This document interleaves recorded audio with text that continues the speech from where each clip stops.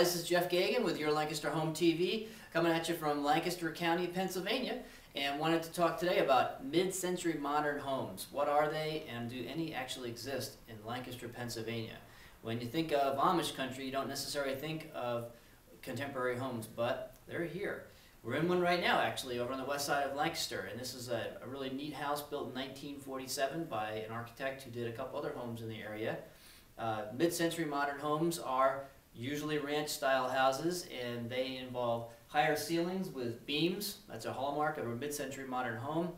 Not a lot of attics, no basements, and the windows are usually floor-to-ceiling, and the details, of course, are going to be 50s era period, because these homes were built primarily from the late 40s up until about 1970, and they were really popular on the West Coast. There was a guy named Eichler who made them really famous. I'm going to take a walk around this house and just show you a couple of really quick details that strike me as being mid-century modern in nature. And if you know any houses in your neighborhood that have these type of features, I'd love to hear about it at jeff@yourlancasterhome.com. Let's take a look. One thing you see with a mid-century modern home is the transom windows, the higher rectangular windows, if you're not seeing floor to ceiling. And these windows were designed to bring in light and allow wall space. Sort of makes sense, doesn't it?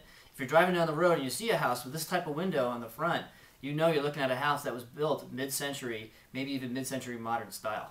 Even on a house that's not high-end, you're still going to see some really interesting architectural detail in a mid-century modern design. I mean, look at these closets. They're made out of wood, big sliding doors, wood trim all around. That's one of the hallmarks. You see a lot of trim work. Obviously on the higher-end homes you'd see bare woods, like, bird's eye maple or whatever surrounding this type of setup, but on the less expensive home designs, painted basic white wood, but all wood. And this is probably an original door. Very cool. Just a couple more little things here you see. Over here on the left there's a really large window. I mean, it's got to be 12 foot across, floor to ceiling. It doesn't open, it's just a really cool window, and it's designed to bring light and to bring the outdoors in. That was one of the big deals for mid-century modern designers. Also, you see this little built-in right here in the living room. Not much, but those type of space-saving ideas you see all over mid-century design. And that's another thing that makes you realize that you're looking at this style of house. And if you're lucky, you might get a couple of 50s period pieces left in the house. How cool is that? Outside you see we have a sloped roof, flat, with you can see the floor-to-ceiling windows and also the transom windows, the high rectangular windows, and the siding going horizontally that way and vertically that way.